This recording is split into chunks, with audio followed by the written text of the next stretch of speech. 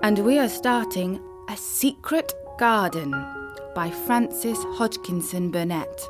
The novel was first published in 1911, and it's a classic English story set at the turn of the 20th century, and it's full of history and enchantment. The young character Mary discovers the secret garden when she is brought from India to Misselthwaite Manor in the Yorkshire moors. This first chapter is set in India during the time of the Raj, otherwise known as the British Empire. When a dangerous disease breaks out known as cholera, it threatens their lives. Poor Mary is frightened, and as we shall hear, she is not always the best-tempered of little girls. When Mary Lennox was sent to Misselthwaite Manor to live with her uncle, everybody said she was the most disagreeable-looking child ever seen. It was true, too. She had a thin little face and a thin little body, thin light hair and a sour expression. Her hair was yellow and her face was yellow because she had been born in India and had always been ill in one way or another. Her father held a position under the English government and had always been busy and ill himself, and her mother had been a great beauty who cared only to go to parties and amuse herself with gay people. She had not wanted a little girl at all, and when Mary was born she handed her over to the care of an ayah who was made to understand that if she wished to please the Mem Sahib, she must keep the child out of sight as much as possible. So when she was a sickly, fretful, ugly little baby, she was kept out of the way. And when she became a sickly, fretful, toddling thing, she was kept out of the way also. She never remembered seeing familiarly anything but the dark faces of her ayah and the other native servants. And as they always obeyed her and gave her her own way in everything, because the Mem Sahib would be angry if she was disturbed by her crying, by the time she was 6 years old, she was as tyrannical and selfish a little pig as ever lived. The young English governess who came to teach her to read and write disliked her so much that she gave up her place in 3 months. And when other governesses came to try to fill it, they always went away in a shorter time than the first one. So if Mary had not chosen to really want to know how to read books, she would never have learnt her letters at all. One frightfully hot morning, when she was about 9 years old, she awakened feeling very cross, and she became crosser still when she saw that the servant who stood by her bedside was not her ayah. "Why do you come?" she said to the strange woman. "I will not let you stay. Send my ayah to me." The woman looked frightened, but she only stammered that the ayah could not come, and when Mary threw herself into a passion and beat and kicked her, she only looked more frightened and repeated that it was not possible for the ayah to come to Missy Sahib. There was something mysterious in the air that morning. Nothing was done in its regular order, and several of the native servants seemed missing, while those whom Mary saw slunk or hurried about with ashy and scarred faces. But no one would tell her anything, and her ayah did not come. She was actually left alone as the morning went on, and at last she wandered out into the garden and began to play by herself under a tree near the veranda. She pretended that she was making a flower bed, and she stuck big scarlet hibiscus blossoms into little heaps of earth, all the time growing more and more angry and muttering to herself the things she would say and the names she would call Sadie when she returned. "Pig, pig, daughter of pigs," she said, because to call a native a pig is the worst insult of all. She was grinding her teeth and saying this over and over again when she heard her mother come out on the veranda with someone. She was with a fair young man, and they stood talking together in low, strange voices. Mary knew the fair young man, who looked like a boy. She had heard that he was a very young officer who had just come from England. The child stared at him, but she stared most at her mother. She always did this when she had a chance to see her, because the Mem Sahib, Mary, used to call her that oftener than anything else. She was such a tall, slim, pretty person, and wore such lovely clothes. Her hair was like curly silk, and she had a delicate little nose which seemed to be disdaining things. And she had large, laughing eyes. All her clothes were thin and floating, and Mary said they were full of lace. They looked fuller of lace than ever this morning, but her eyes were not laughing at all. They were large and scared, and lifted imploringly to the fair boy officer's face. "Is it so very bad? Oh, is it?" Mary heard her say. "Awfully," the young man answered in a trembling voice. "Awfully, Mrs. Lennox. You ought to have gone to the hills 2 weeks ago." The Mem Sahib wrung her hands. "Oh, I know I ought," she cried. "I only stayed to go to that silly dinner party. What a fool I was!"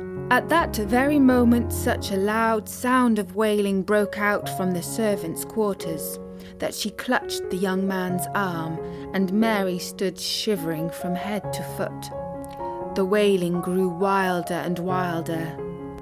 "What is it?" Mrs. Lennox gasped. "Someone has died," answered the boy officer. "You did not say it had broken out among your servants."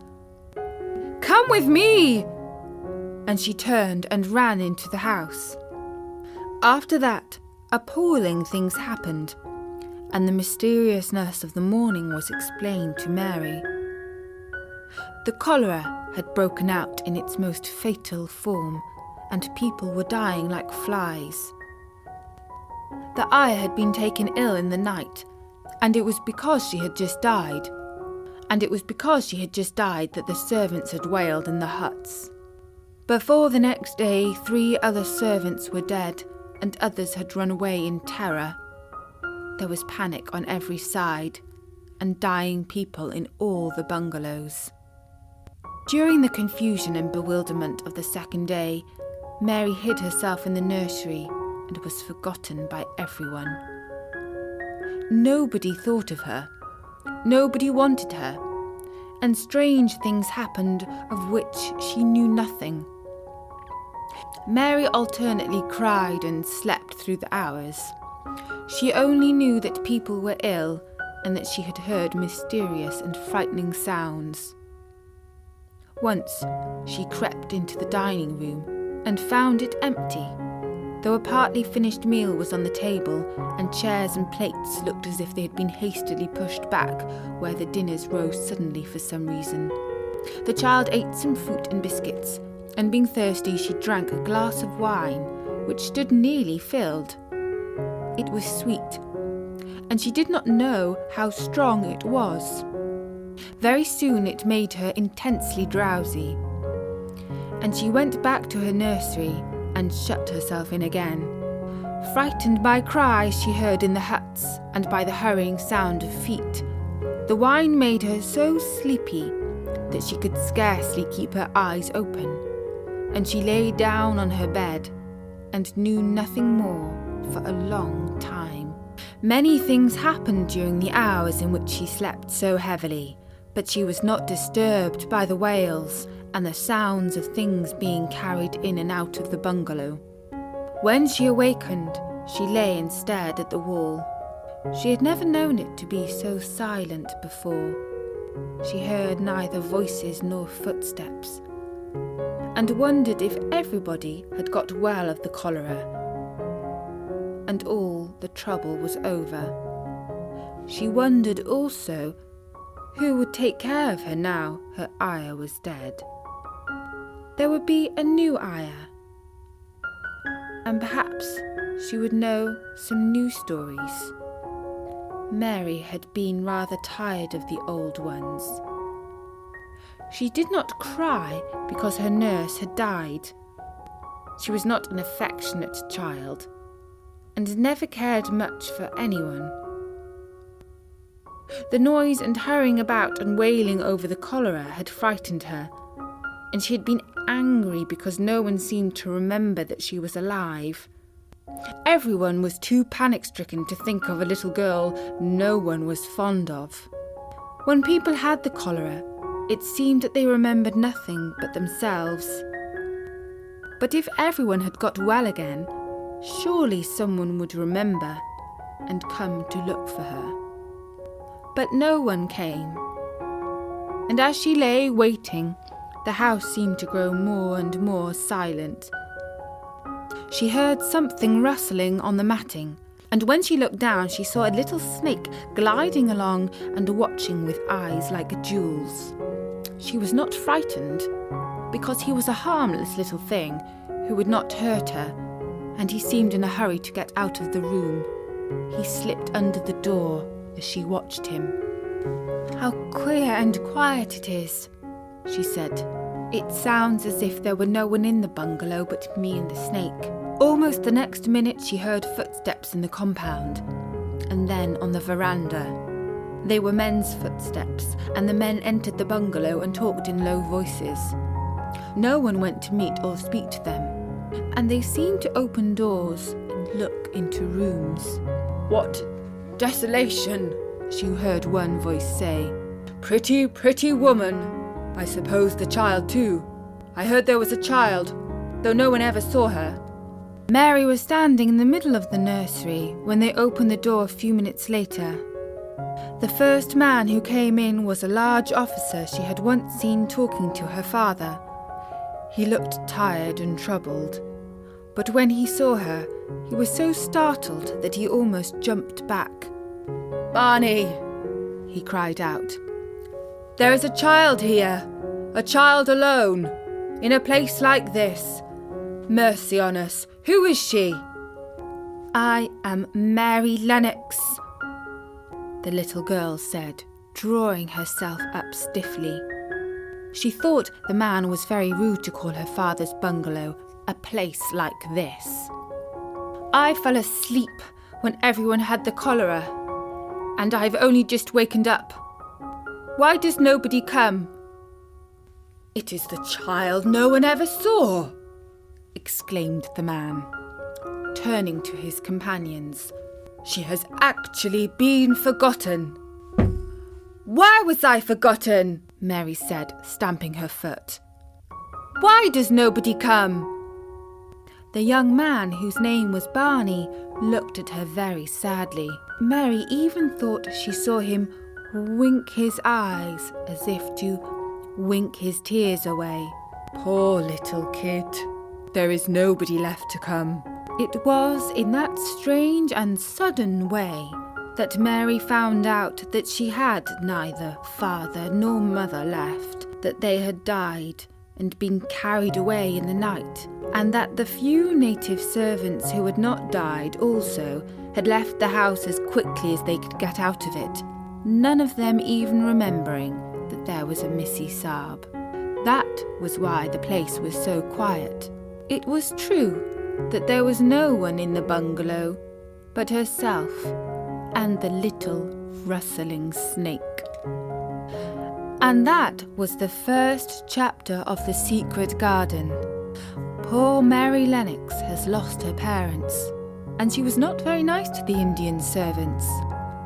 But maybe the future chapters will bring magic and enchantment to her. Let's see how Mary gets on in the next chapters of The Secret Garden. And this is the second chapter of The Secret Garden. The young Mary Lennox is still in India. Her parents have died of cholera, and she has been brought to the bungalow of an English clergyman, where none of the children will play with her. Fortunately, there are plans for Mary to go and live with her uncle Archibald Craven in England. There is a long journey ahead. Let's see how Mary, who has a rather contrary and difficult temper, gets on in this chapter of The Secret Garden. Mary had liked to look at her mother from a distance, and she had thought her very pretty. But as she knew very little of her, she could scarcely have been expected to love her or to miss her very much when she was gone. She did not miss her at all. In fact, and as she was a self-absorbed child, she gave her entire thought to herself, as she had always done. If she had been older, she would no doubt have been very anxious at being left alone in the world. But she was very young, and as she had always been taken care of, she supposed she always would be. What she thought was that she would like to know if she was going to nice people who would be polite to her and give her her own way, as her ayah and the other servants had done. She knew that she was not going to stay at the English clergyman's house where she was taken at first. She did not want to stay. The English clergyman was poor, and he had 5 children nearly all the same age, and they wore shabby clothes and were always quarrelling and snatching toys from one another. Mary hated their untidy bungalow, and was so disagreeable to them that after the first day or 2 nobody would play with her. But by the second day they had given her a nickname, which made her furious. It was Basil who thought of it first. Basil was a little boy with impudent blue eyes and a turned-up nose, and Mary hated him. She was playing by herself under a tree, just as she had been playing the day the cholera broke out. She was making heaps of earth and path for a garden, and Basil came and stood near to watch her. Presently, he got rather interested and suddenly made a suggestion. "Why don't you put a heap of stones there and pretend it is a rockery?" he said. "There, in the middle." And he leaned over her to point. "Go away!" cried Mary. "I don't want boys. Go away!" For a moment Basil looked angry, and then he began to tease. He was always teasing his sisters. He danced around and round her and made faces and sang and laughed. "Mistress Mary, quite contrary, how does your garden grow? With silver bells and cockle shells and marigolds all in a row." He sang it until all the other children heard and laughed too. And the crosser Mary got, the more they sang, "Mistress Mary, quite contrary." And after that, as long as she stayed with them, they called her Mistress Mary, quite contrary, when they spoke of her to each other, and often when they spoke to her. "You are going to be sent home," Basil said to her, "and at the end of the week. And we're glad of it." "I'm glad of it too," answered Mary. Where is home?" "She doesn't know where home is," Basil answered. "You don't know anything. Girls never do. I heard Father and Mother talking about him.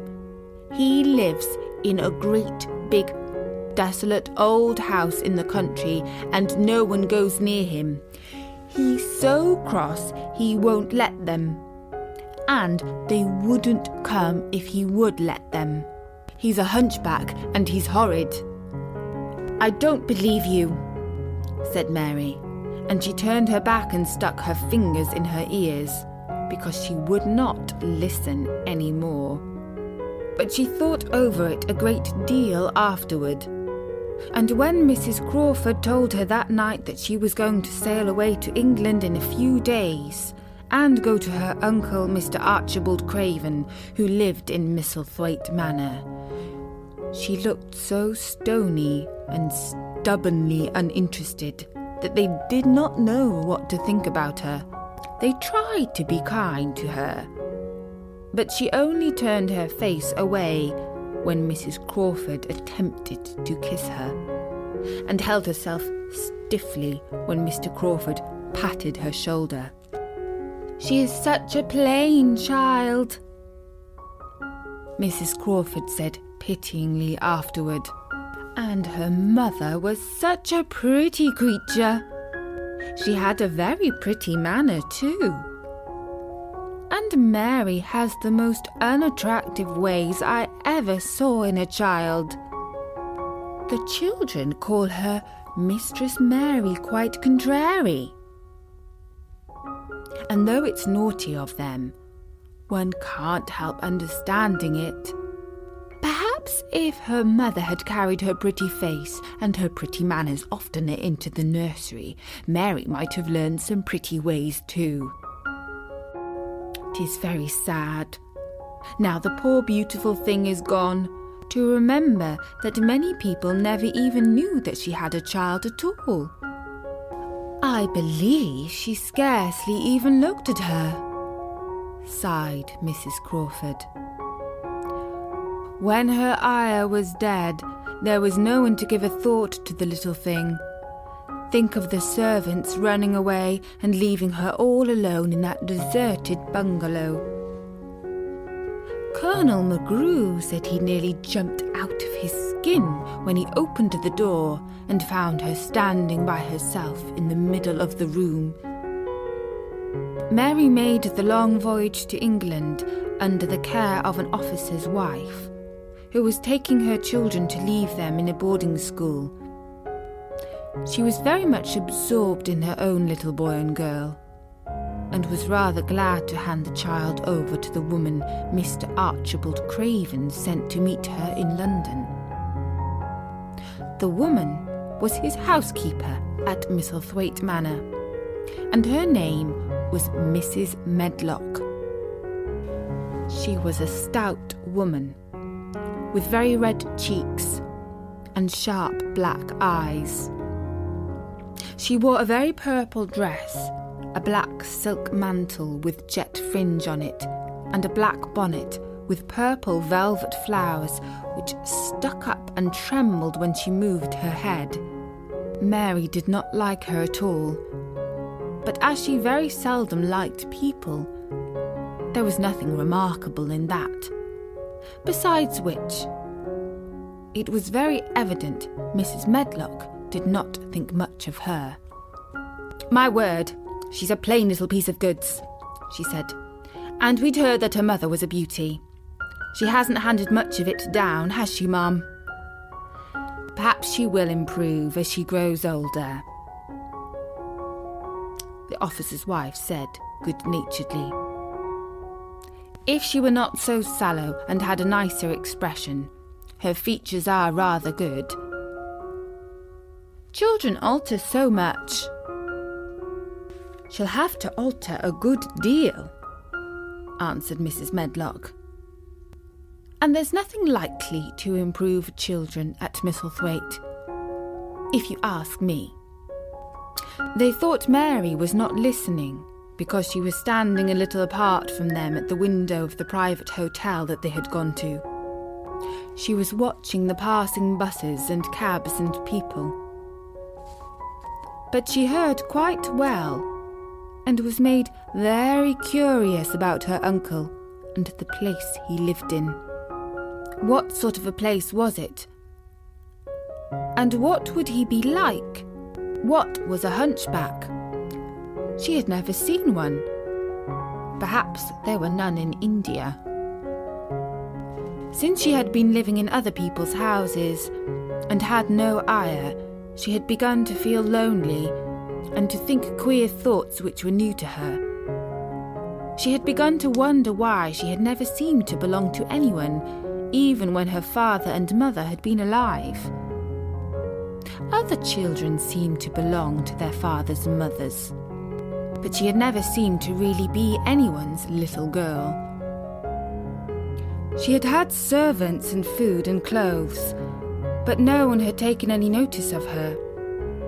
She did not know that this was because she was a disagreeable child.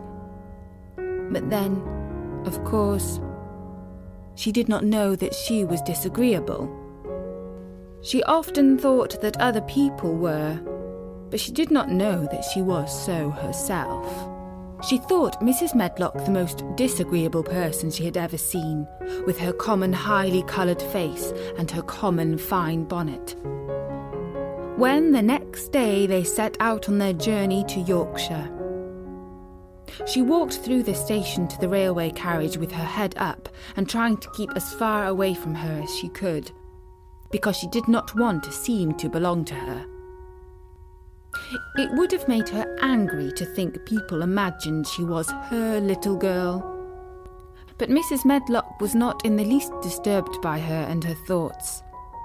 She was the kind of woman who would stand no nonsense from young ones. At least, that is what she would have said if she had been asked. She had not wanted to go to London, just when her sister Maria's daughter was going to be married, but she had a comfortable, well-paid place as housekeeper at Misselthwaite Manor, and the only way in which she could keep it was to do at once what Mr. Archibald Craven told her to do. She had never dared even ask a question. "Captain Lennox and his wife died of the cholera," Mr. Craven had said in his short, cold way. "Captain Lennox was my wife's brother, and I am their daughter's guardian. The child is to be brought here. You must go to London and bring her yourself." So she packed her small trunk and made the journey. Mary sat in the corner of the railway carriage and looked plain and fretful. She had nothing to read or to look at, and she had folded her thin little black-gloved hands in her lap. Her black dress made her look yellower than ever, and her limp light hair straggled from under her black crepe hat. A more marred-looking one I never saw in my life. Marred is a Yorkshire word and means spoilt and pettish. She had never seen a child who sat so still without doing anything. And at last she got tired of watching her and began to talk in a brisk, hard voice. "I suppose I might as well tell you something about where you are going to," she said. "Do you know anything about your uncle?" "No," said Mary. "Never heard your father or mother talk about him?" "No," said Mary, frowning. She frowned because she remembered that her father and mother had never talked to her about anything in particular. Certainly they had never told her things. Muttered Mrs. Medlock, staring at her queer, unresponsive little face. She did not say anything more for a few moments, and then she began again. "I suppose you might as well be told something to prepare you. You are going to a queer place." Mary said nothing at all, and Mrs. Medlock looked rather discomfited by her apparent indifference. But after taking a breath, she went on. "Not but that it's a grand big place, in a gloomy way, and Mr. Craven's proud of it, in his way, and that's gloomy enough too. The house is 600 years old, and it's on the edge of the moor, and there's near 100 rooms in it, though most of them shut up and locked. And there's pictures and fine old furniture and things that's been there for ages. And there's a big park around it, and gardens and trees, with branches, trailing to the ground, some of them." She paused and took another breath. "But there's nothing else," she said suddenly. Mary had begun to listen, in spite of herself. It all sounded so unlike India. and anything new rather attracted her. But she did not intend to look as if she were interested. That was one of her unhappy, disagreeable ways. So she sat still. "Well," said Mrs. Medlock, "what do you think of it?" "Nothing," she answered. "I know nothing of such places." That made Mrs. Medlock laugh a short sort of laugh. She said, "But you are like an old woman. Don't you care?" "It doesn't matter," said Mary, "whether I care or not." "You are right enough there," said Mrs. Medlock. "It doesn't. What you to be kept at Misselthwaite Manor for I don't know, unless because it's the easiest way. He's not going to trouble himself about you, that's sure and certain. He never troubles himself about no one." She stopped herself as if she had just remembered something in time. "He's got a crooked back," she said. "That set him wrong. He was a sour young man and got no good of all his money and big place till he was married." Mary's eyes turned toward her in spite of her intention not to seem to care. She had never thought of the hunchbacks being married, and she was a trifle surprised.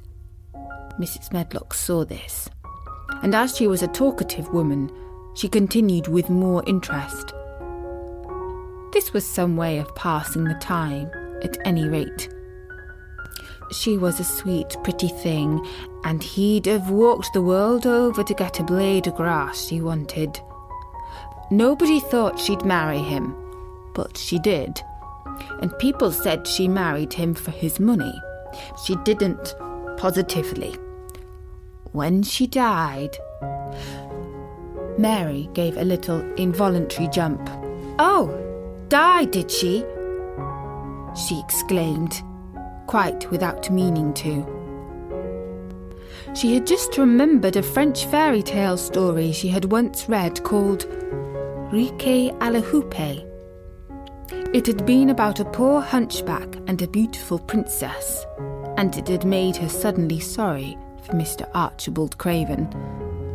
"Yes, she died," Mrs. Medlock answered, "and it made him queerer than ever. He cares about nobody. He won't see people. Most of the time he goes away, and when he is at Misselthwaite, he shuts himself up in the West Wing and won't let anybody but Pitcher see him. Pitcher's an old fellow, but he took care of him when he was a child, and he knows his ways." It sounded like something in a book, and it did not make Mary feel cheerful. A house with 100 rooms, nearly all shut up and with their doors locked. A house on the edge of a moor, whatsoever a moor was, sounded dreary. A man with a crooked back who shut himself up also. She stared out of the window with her lips pinched together, and it seemed quite natural that the rain should have begun to pour down in grey slanting lines and splash and stream down the window panes. If the pretty wife had been alive, she might have made things cheerful by being something like her own mother, and by running in and out and going to parties as she had done in frocks full of lace. But she was not there any more. "You needn't expect to see him, because 10 to 1 you won't," said Mrs. Medlock. "And you mustn't expect that there will be people to talk to you. You'll have to play about and look after yourself. You'll be told what rooms you can go into and what rooms you're to keep out of. There's gardens enough. But when you're in the house, don't go wandering and poking about. Mr. Craven won't have it." "I shall not want to go poking about," said sour little Mary.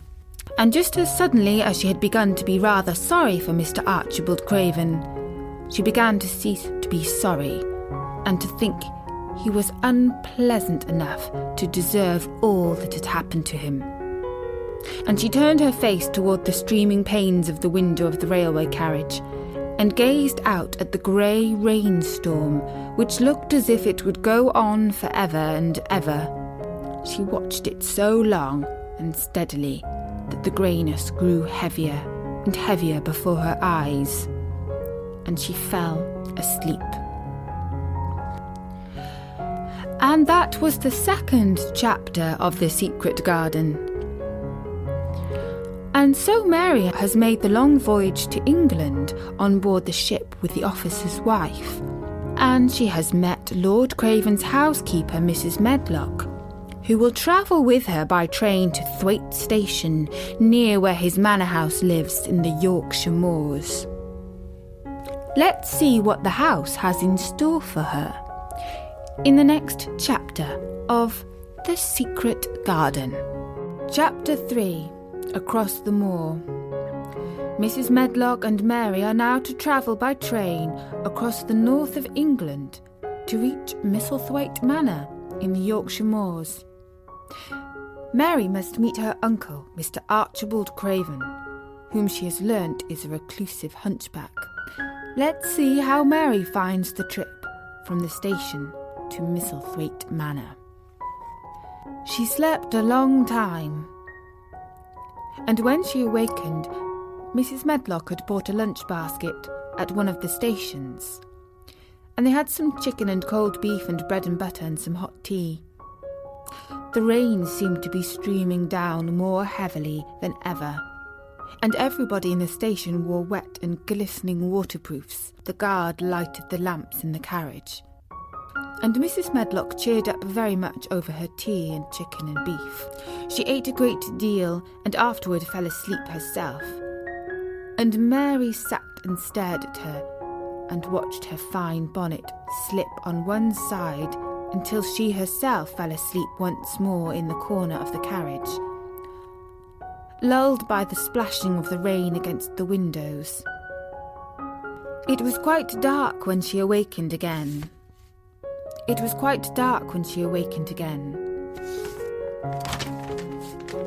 The train had stopped at a station and Mrs. Medlock was shaking her. "You've had a sleep," she said. "It's time to open your eyes. We're at Thwaite Station and we've got a long drive before us." Mary stood up and tried to keep her eyes open while Mrs. Medlock collected her parcels. The little girl did not offer to help her, because in India, native servants always picked up or carried things, and it seemed quite proper that other people should wait on one. The station was a small one, and nobody but themselves seemed to be getting out of the train. The station master spoke to Mrs. Medlock in a rough, good-natured way, pronouncing his words in a queer, broad fashion, which Mary found out afterward was Yorkshire. "I see thou's got back," he said, "and thou's brought our young thing with thee." "Aye, that's her," answered Mrs. Medlock, speaking with a Yorkshire accent herself, and jerking her head over her shoulder toward Mary. "How's thy missus?" "Well enough. The carriage is waiting outside for thee." A brougham stood on the road before the little outside platform. Mary saw that it was a smart carriage and that it was a smart footman who helped her in. His long waterproof coat and the waterproof covering of his hat was shining and dripping with rain, as everything was, the burly station master included. When he shut the door, he mounted the box with the coachman, and they drove off. The little girl found herself seated in a comfortably cushioned corner. But she was not inclined to go to sleep again. She sat and looked out of the window, curious to see something of the road over which he was being driven, to the queer place Mrs. Medlock had spoken of. She was not at all a timid child, and she was not exactly frightened, but she felt that there was no knowing what might happen in a house with 100 rooms nearly all shut up, a house standing on the edge of a moor. "What is a moor?" she said suddenly to Mrs. Medlock. "Look out of the window in about 10 minutes and you'll see," the woman answered. "We've got to drive 5 miles across Missel Moor before we get to the manor. You won't see much because it's a dark night, but you can see something." Mary asked no more questions, but waited in the darkness of her corner, keeping her eyes on the window. The carriage lamps cast rays of light a little distance ahead of them, and she caught glimpses of the things they passed. After they had left the station, they had driven through a tiny village, and she had seen whitewashed cottages and the lights of a public house. Then they had passed a church and a vicarage, and a little shop window or so in a cottage with toys and sweets, and odd things set out for sale. Then they were on the high road, and she saw hedges and trees. After that, there seemed nothing different for a long time, or at least it seemed a long time to her. At last the horses began to go more slowly, as if they were climbing uphill. And presently there seemed to be no more hedges and no more trees.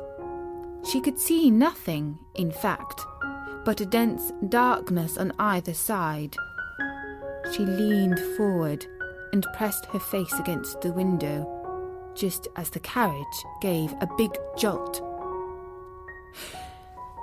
"Hey, we're on the moor now, sure enough," said Mrs. Medlock. The carriage lamps shed a yellow light on a rough-looking road, which seemed to be cut through bushes and low-growing things, which ended in the great expanse of dark apparently set out before and around them. A wind was rustling and making a singular, wild, low, rushing sound. "It's not the sea, is it?" said Mary, looking around at her companion. "No, not it. No, it isn't fields nor mountains. It's just miles and miles and miles of wild land that nothing grows on but heather and gorse and a broom, and nothing lives on but wild ponies and sheep.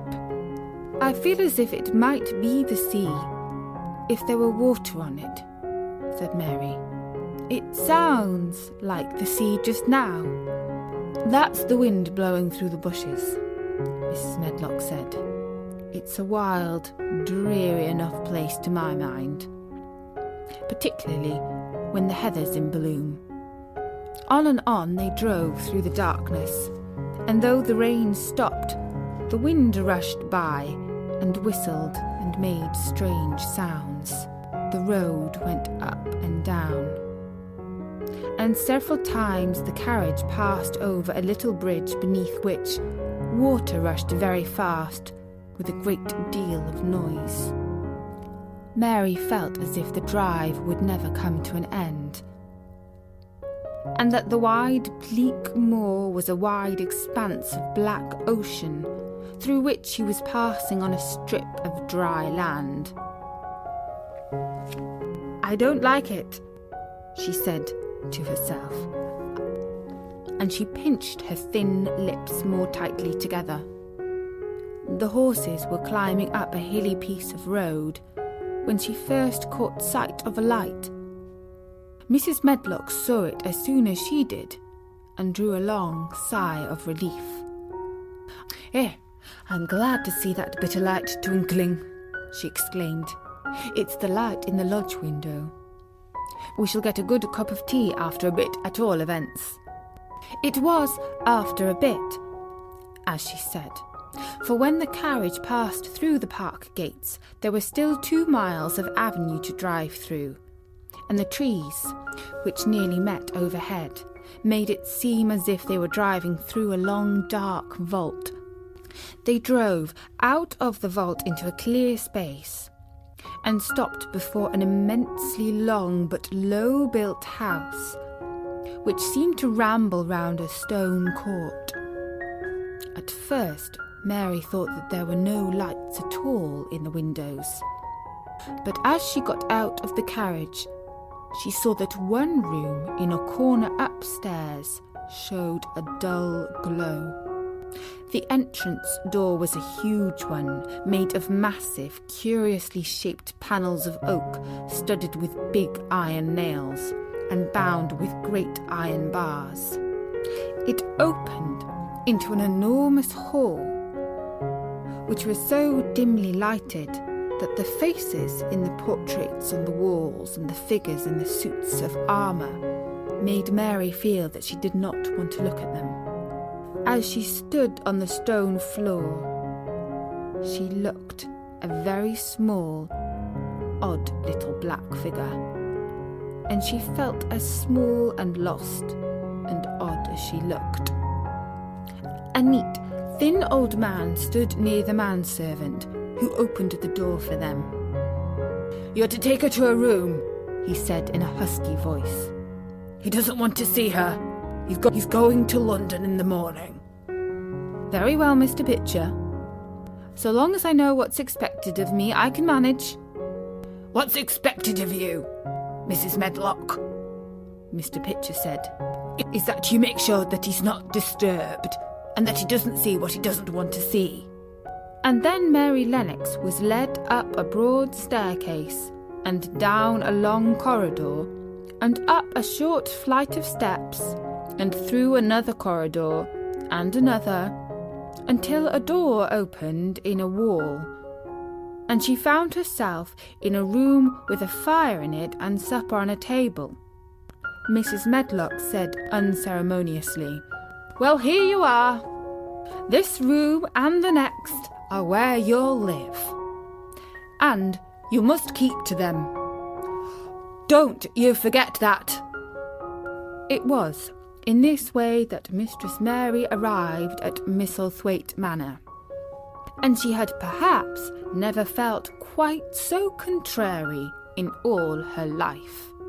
And that was the third chapter of The Secret Garden. And so Mary has made it along the dark road to Misselthwaite Manor, and she has been told by the housekeeper, Mrs. Medlock, not to go poking about in the rooms of the house. Let's see what Mary does and whom she may meet once inside the manor house in the next chapter of The Secret Garden. And this is the fourth chapter of The Secret Garden. So Mary has finally arrived at Misselthwaite Manor and has been shown the room where she is to stay. Let's see how Mary finds her way in this next chapter of The Secret Garden.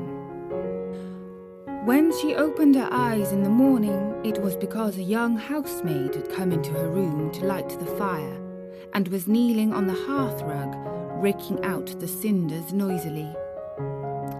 Mary lay and watched her for a few moments, and then began to look about the room. She had never seen a room like it, and thought it curious and gloomy. The walls were covered with tapestry, with a forest scene embroidered on it. There were fantastically dressed people under the trees, and in the distance there was a glimpse of the turrets of a castle. There were hunters and horses, and dogs and ladies. Mary felt as if she were in the forest with them. Out of a deep window she could see a great climbing stretch of land, which seemed to have no trees on it, and to look rather like an endless, dull, purplish sea. "What is that?" she said, pointing out of the window. Martha, the young housemaid, who had just risen to her feet, looked and pointed also. "That there? Yes, that's the moor," with a good-natured grin. "Does thou like it?" "No," answered Mary. "I hate it." "That's because thou art not used to it," Martha said. going back to her hearth. Thou thinks it's too big and bare now, but thou will like it. Do you? Inquired Mary. Aye, that I do, answered Martha, cheerfully polishing away at the grate. I just love it. It's none bare. It's covered with growing things as smell sweet. It's fair lovely in spring and summer when the gorse and broom and heather's in flower. It smells of honey, and there's such a lot of fresh air, and the sky looks so high, and the bees and skylarks make such a nice noise humming and singing. I wouldn't live far away from the moor for anything. Mary listened to her with a grave, puzzled expression. The native servants she had been used to in India were not in the least like this. They were obsequious and servile, and did not presume to talk to their masters as if they were their equals. Indian servants were commanded to do things not asked. It was not the custom to say please and thank you, and Mary had always slapped her ayah in the face when she was angry. She wondered a little what this girl would do if one slapped her in the face. She was a round, rosy, good-natured looking creature, but she had a sturdy way which made Mistress Mary wonder if she might not even slap back if the person who slapped her was only a little girl. You are a very strange servant, she said from her pillows, rather haughtily. Martha sat up on her heels again and stared. She spoke in broad Yorkshire in her amazement. "Can I dress this then?" she said. "What do you mean? I don't understand your language," said Mary. I forgot," Martha said. "Mrs. Medlock told me I'd have to be careful or you wouldn't know what I was saying. I mean, can't you put on your own clothes?" "No," answered Mary, quite indignantly. "I never did in my whole life. My ayah dressed me, of course." "Well," said Martha, evidently not in the least aware that she was impudent, "it's time thou should learn. Thou cannot begin younger. It'll do thee good to wait on the sun a bit. My mother always said she couldn't see why grand people's children didn't turn out fair fools, what with nurses and being washed and dressed and took out to walk as if they was puppies. It is different in India," said Mistress Mary disdainfully. She could scarcely stand this. But Martha was not at all crushed. "I can see it's different," she answered almost sympathetically. "I dare say it's because there's such a lot of blacks there instead of respectable white people. When I heard you was coming from India, I thought you was black too." Mary sat up in bed furious. "What?" she said. "What? You thought I was a native? You daughter of a pig!" Martha stared and looked at her. "Who are you calling names?" she said. "You needn't be so vexed. That's not the way for a young lady to talk. I've nothing against the blacks. When you read about 'em in tracts, they're always very religious. You always read as a black's and a man's and a brother. I've never seen a black, and I was fair pleased to think I was going to see one close. When I came in to light your fire this morning, I crept up to your bed and pulled the cover back carefully to look at you. And there you was, disappointedly. No more black than me, for all you're so yellow." Mary did not even try to control her rage and humiliation. "You thought I was a native? You dared? You don't know anything about natives. They are not people. They're servants who must salaam to you. You know nothing about India. You know nothing about anything." She was in such a rage and felt so helpless before the girl's simple stare. And somehow She suddenly felt so horribly lonely and far away from anything she understood, and which understood her, that she threw her face downward on the pillows and burst into passionate sobbing. She sobbed so unrestrainedly that good-natured Yorkshire Martha was a little frightened and quite sorry for her. She went to the bed and bent over. "Hey, you mustn't cry like that there," she begged. "You mustn't for sure. I didn't know you'd be vexed. I didn't know anything about anything, just like you said. I beg your pardon, miss. Do stop crying." There was something comforting and really friendly in her queer Yorkshire speech and sturdy way which had a good effect on Mary. She gradually ceased crying and became quiet. Martha looked relieved. "It's time for thee to get up now," she said. "Mrs. Medlock said I was to carry the breakfast and tea and dinner into the room next to this. It's been made into a nursery for thee. I'll help thee on with thy clothes if thou'll get out of bed. If the buttons are at the back, I cannot button them up myself." When Mary at last decided to get up, the clothes Martha took from the wardrobe were not the ones she had worn when she arrived the night before with Mrs. Medlock. "Those are not mine," she said. "Mine are black." She looked the thick white wool coat and dress over and added with cool approval, "Those are nicer than mine." "Those are the ones thou must put on," Martha answered. "Mr. Cravens ordered Mrs. Medlock to get 'em in London. He said, I won't have a child dressed in black wandering about like a lost soul. It'd make the place sadder than it is. Put colour on her." Mother said she knew what he meant. Mother always knows what a body means. She doesn't hold with black herself. "I hate black things," said Mary. The dressing process was one which taught them both something. Martha had buttoned up her little sisters and brothers, but she had never seen a child who stood still and waited for another person to do things for her, as if she had neither hands nor feet of her own. "Why doesn't thou put on their own shoes?"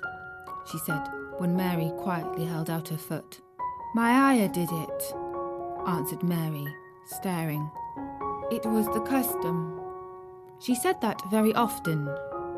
It was the custom. The native servants were always saying it. If one told them to do a thing their ancestors had not done for 1,000 years, they gazed at one mildly and said, "It is not the custom."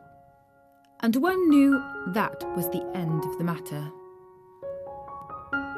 It had not been the custom that Mistress Mary should do anything but stand and allow herself to be dressed like a doll.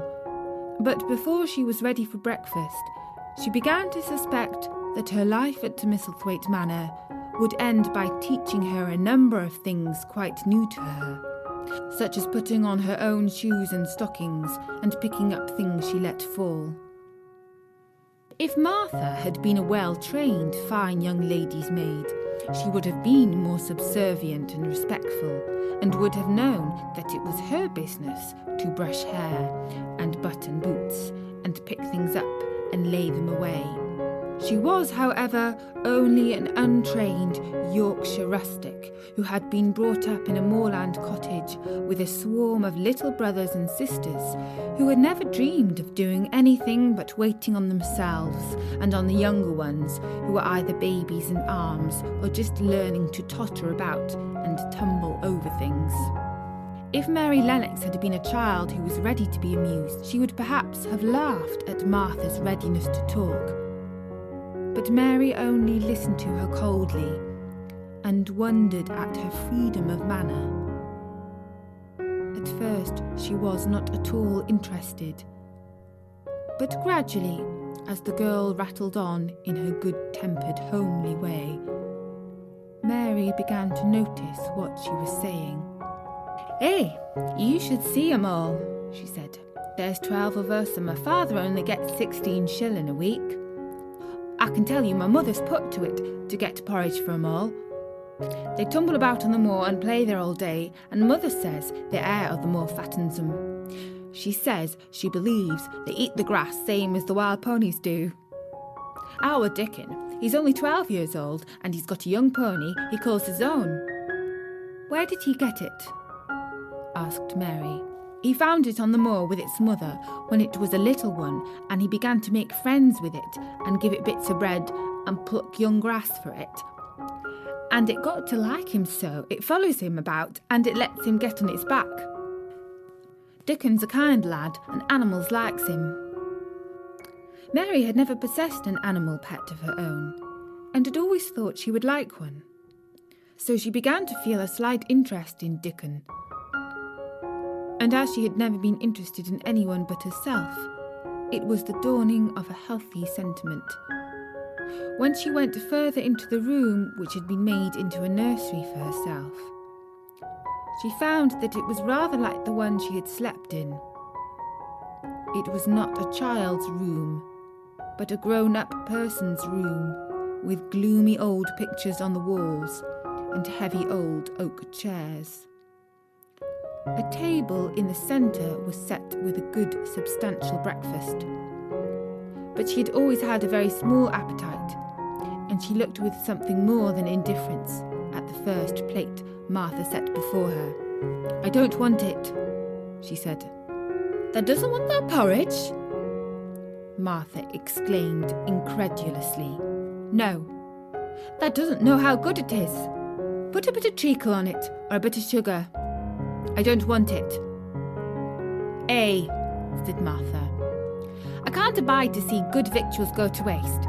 If our children was at this table, they'd clean it bare in 5 minutes." "Why?" said Mary coldly. "Why?" echoed Martha. "Because they scarce had their stomachs full in their lives. They're as hungry as young hawks and foxes." "I don't know what it is to be hungry," said Mary, with the indifference of ignorance. Martha looked indignant. "Well, it'd do thee good to try it. I can see that's plain enough," she said outspokenly. "I've no patience with folk as sits and just stares at good bread and meat. My word, don't I wish Dickon and Phil and Jane and the rest of 'em had what's here under their pinafores. Why don't you take it to them?" suggested Mary. "It's not mine," answered Martha stoutly. "And this isn't my day out. I get my day out once a month, same as the rest. Then I go home and clean up for Mother and give her a day's rest."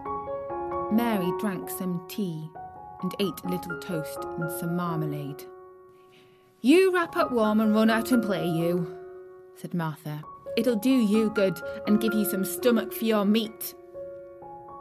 Mary went to the window. There were gardens and paths and big trees, but everything looked dull and wintry. "Out? Why should I go out on a day like this?" "Well, if thou doesn't go out, thou'lt have to stay in, and what has thou got to do?" Mary glanced about her. There was nothing to do. When Mrs. Medlock had prepared the nursery, she had not thought of amusement. Perhaps it would be better to go and see what the gardens were like. "Who will go with me?" she inquired. Martha stared. "You'll go by yourself," she answered. "You'll have to learn to play like other children does when they haven't got brothers and sisters. Our Dickon goes off on the moor by himself and plays for hours. That's how he made friends with the pony. He's got sheep on the moor that knows him, and birds as comes and eats out of his hand. However little there is to eat, he always saves a bit of his bread to coax his pets." It was really this mention of Dickon which made Mary decide to go out, though she was not aware of it. There would be birds outside, though. There would not be ponies or sheep. They would be different from the birds in India, and it might amuse her to look at them. Martha found her coat and hat for her, and a pair of stout little boots, and she showed her way downstairs. "If thou dost go that way, "They'll come to the gardens," she said, pointing to a gate in a wall of shrubbery. "There's a lot of flowers in summertime, but there's nothing blooming now." She seemed to hesitate a second before she added, "One of the gardens is locked up. No one has been in it for 10 years.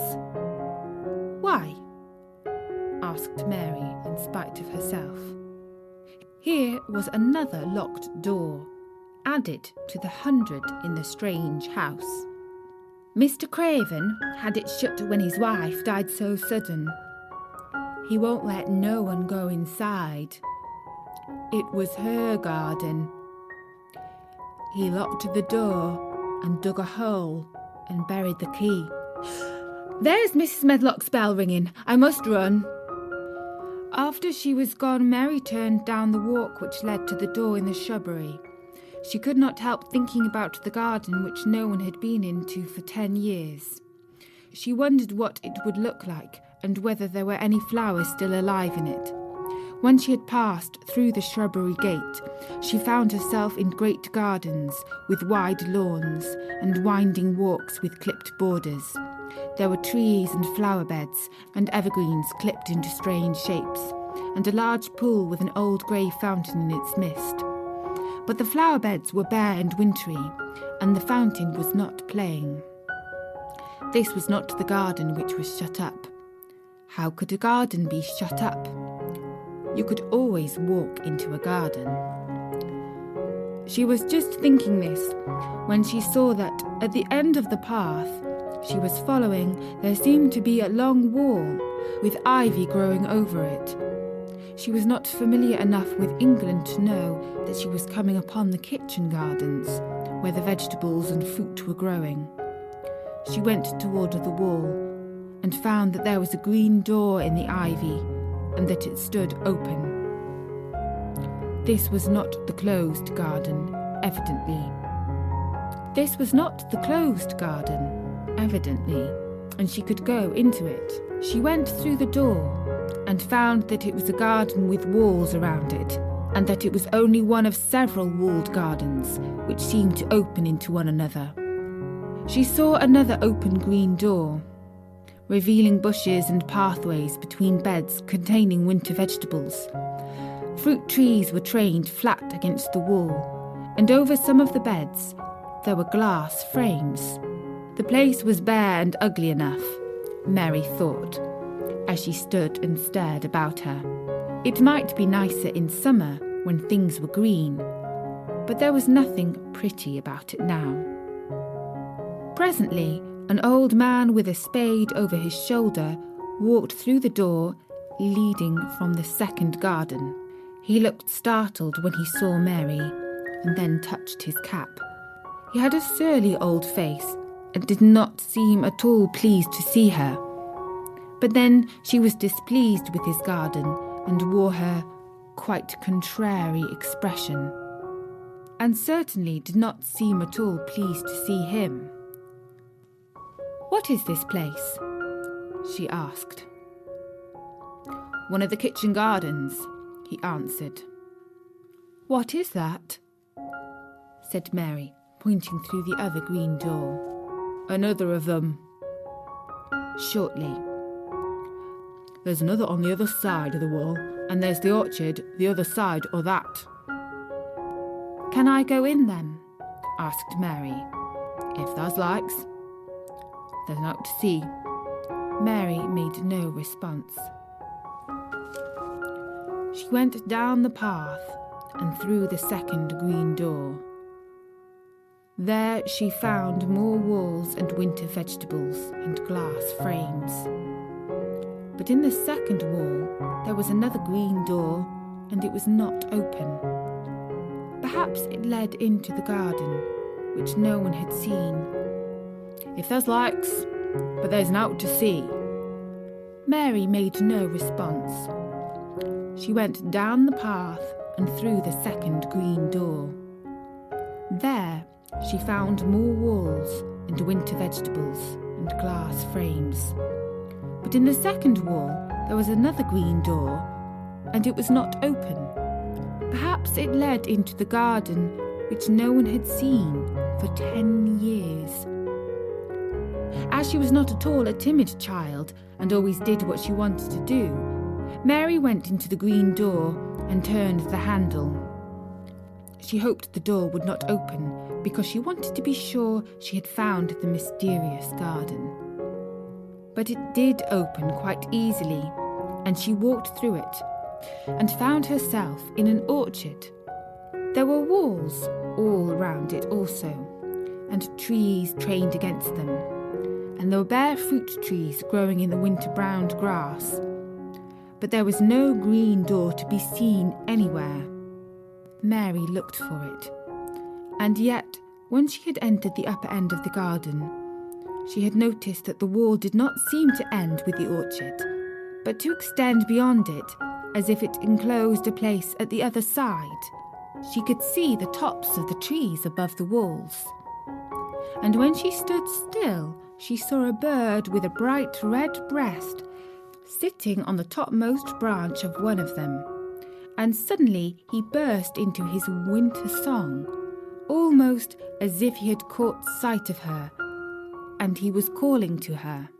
She stopped and listened to him, and somehow his cheerful, friendly little whistle gave her a pleased feeling. Even a disagreeable little girl may be lonely, and the big closed house and big bare moor and big bare gardens had made this one feel as if there was no one left in the world but herself. If she had been an affectionate child who had been used to being loved, she would have broken her heart. But even though she was Mistress Mary quite contrary, she was desolate, and the bright-breasted little bird brought a look into her sour little face, which was almost a smile. She listened to him until he flew away. He was not like an Indian bird. And she liked him and wondered if she should ever see him again. Perhaps he lived in the mysterious garden and knew all about it. Perhaps it was because she had nothing whatever to do that she thought so much of the deserted garden. She was curious about it and wanted to see what it was like. Why had Mr. Archibald Craven buried the key? If he had liked his wife so much, why did he hate her garden? She wondered if she would ever see him, but she knew that if she did, she should not like him, and he would not like her, and that she should only stand and stare at him and say nothing, though she should be wanting dreadfully to ask him why he had done such a queer thing. People never like me, and I never like people, she thought, and I can never talk as the Crawford children could. They were always talking and laughing and making noises. She thought of the robin and of the way he seemed to sing his song at her. And as she remembered the treetop he perched on, she stopped rather suddenly on the path. I believe that tree was in the secret garden. I feel sure it was, she said. There was a wall around the place, and there was no door. She walked back into the first kitchen garden she had entered and found the old man digging there. She went and stood beside him and watched him a few moments in her cold little way. He took no notice of her, and so at last she spoke to him. I have been into other gardens, she said. There was nothing to prevent thee, he answered crustily. I went into the orchard. There was no dog at the door to bite thee, he answered. There was no door into the other garden, said Mary. What garden? He said in a rough voice, stopping his digging for a moment. The one on the other side of the wall, answered Mistress Mary. There are trees there. I saw the tops of them. A bird with a red breast was sitting on one of them, and he sang. To her surprise, the surly old weather-beaten face actually changed its expression, A slow smile spread over it, and the gardener looked quite different. It made her think that it was curious how much nicer a person looked when he smiled. She had not thought of it before. He turned about to the orchid side of his garden and began to whistle a low, soft whistle. She could not understand how such a surly man could make such a coaxing sound. Almost the next moment, a wonderful thing happened. She heard a soft little rushing flight through the air, and it was the bird with the red breast flying to them. And he actually alighted on the big clod of earth quite near to the gardener's foot. "Here he is," chuckled the old man. And then he spoke to the bird, as if he were speaking to a child. "Where's thou been, that cheeky little beggar?" he said. "I've not seen thee before today. Hast thou begun thy courting this early in the season? Thou'rt too forrard." The bird put his tiny head on one side and looked up at him with his soft bright eye, which was like a black dewdrop. He seemed quite familiar and not the least afraid. He hopped about and pecked the earth briskly, looking for seeds and insects. It actually gave Mary a queer feeling in her heart, because he was so pretty and cheerful, and seemed so like a person. He had a tiny plump body and a delicate beak, and slender legs. "Will he always come when you call him?" she asked, almost in a whisper. "Aye, that he will. I've known him ever since he was a fledgling. He came out of the nest in the garden, and when first he flew over the wall, he was too weak to fly back for a few days, and we got friendly. When he went over the wall again, and the rest of the brood was gone, and he was lonely, and he came back to me." "What kind of a bird is he?" Mary asked. "Doesn't I know? He's a robin redbreast, and they're the friendliest, curious birds alive. They're almost as friendly as dogs, if you know how to get on with them. Watch him pecking about there and looking round at us now and again. He knows we're talking about him." It was the queerest thing in the world to see the old fellow. He looked at the plump little scarlet waistcoated bird as if he were both proud and fond of him. "He's a conceited one," he chuckled. "He likes to hear folk talk about him. And curious, bless me. There never was his like for curiosity and meddling.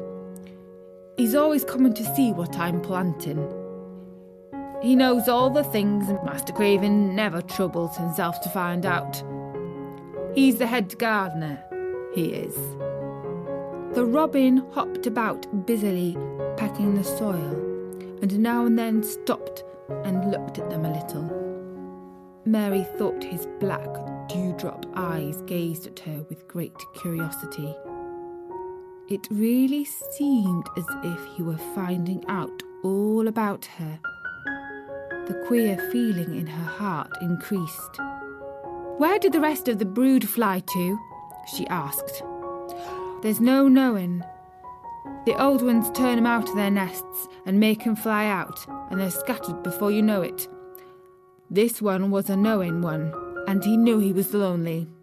Mistress Mary went a step nearer to the robin and looked at him very hard. "I'm lonely," she said. She had not known before that this was one of the things which made her feel sour and cross. She seemed to find it out when the robin looked at her, and she looked at the robin. The old gardener pushed his cap back on his bald head and stared at her a minute. "Art thou the little wench from India?" he asked. Mary nodded. "Then no wonder thou art lonely. Thou'lt be lonelier before thou's done." He began to dig again, driving his spade deep into the rich black garden soil, while the robin hopped about, very busily employed. "What is your name?" Mary inquired. He stood up to answer her. "Ben Weatherstaff," he answered. And then he added with a surly chuckle, "I'm lonely myself, except when he's sitting with me." And he jerked his thumb toward the robin. "He's the only friend I've got." "I have no friends at all," said Mary. "I never had. My ayah didn't like me, and I never played with anyone." It is a Yorkshire habit to say what you think with blunt frankness, and old Ben Weatherstaff was a Yorkshire Moor man. "Thou and me ain't a good bit alike," he said. "We was wove out of the same cloth. We're neither of us good looking, and we're both of us as sour as we look. We've got the same nasty tempers, both of us, I'll warrant." This was plain speaking, and Mary Lennox had never heard the truth about herself in her life. Native servants always salaamed and submitted to you, whatever you did. She had never thought much about her looks, but she wondered if she was as unattractive as Ben Weatherstaff. And she also wondered if she looked as sour as he had looked before the robin came. She actually began to wonder also if she was nasty-tempered. She felt uncomfortable. Suddenly, a clear, rippling little sound broke out near her, and she turned around. She was standing a few feet from a young apple tree, and the young robin had flown onto one of its branches and had burst out into a scrap of song. Ben Weatherstaff laughed outright. "What did he do that for?" asked Mary. "He's made up his mind to make friends with thee," replied Ben. "Dang me if he hasn't took a fancy to thee." "To me?" said Mary, and she moved toward the little tree softly and looked up. "Would you like to make friends with me?" she said to the robin, just as if she was speaking to a person. "Would you?" And she did not say it either in her hard little voice or in her imperious Indian voice, but in a tone so soft and eager and coaxing that Ben Weatherstaff was as surprised as he had been when she heard him whistle. "Why," he cried out, "thou said that as nice and human as if thou was a real child instead of a sharp old woman. Thou said it almost like Dickon talks to his wild things on the moor." "Do you know Dickon?" Mary asked, turning round rather in a hurry. "Everybody knows him. Dickon's wandering about everywhere. The very blackberries and heather bells knows him. I warrant the foxes show him where their cubs lie, and the skylarks doesn't hide their nests from him." Mary would have liked to ask some more questions. She was almost as curious about Dickon as she was about the deserted garden. But just that moment, the robin who had ended his song gave a little shake of his wings, spread them and flew away. He had made his visit and had other things to do. "He has flown over the wall!" Mary cried out, watching him. "He has flown into the orchard. He has flown across the other wall, into the garden where there is no door." "He lives there," said old Ben. "He came out of the egg there. If he's courting, he's making up to some young madam of a robin that lives among the old rose trees there." "Rose trees?" said Mary. "Are there rose trees?" Ben Weatherstaff took up his spade again and began to dig. "There was 10 years ago," he mumbled. "I I should like to see them," said Mary. "Where is the green door? There must be a door somewhere." Ben drove his spade deep and looked as uncompanionable as he had looked when she first saw him. "It was 10 years ago, but there isn't now." "No door!" cried Mary. "There must be." "None as anyone can find, and none as is anyone's business. Don't you be a meddlesome wench and poke your nose where it's no cause to go. Here, I must get on with my work. Get you gone and play you. I've no more time." And he actually stopped digging, threw his spade over his shoulder, and walked off without even glancing at her or saying goodbye. And so Mary has discovered the wonders of the many gardens of Misselthwaite Manor. She has met the friendly Robin and the gardener Ben Weatherstaff, who appears quite grumpy when asked why the door to the hidden garden doesn't open. Is there something he's keeping from Mary? Let's see how Mary gets on as she unravels the mystery behind the locked door at Misselthwaite Manor in the next chapter of The Secret Garden.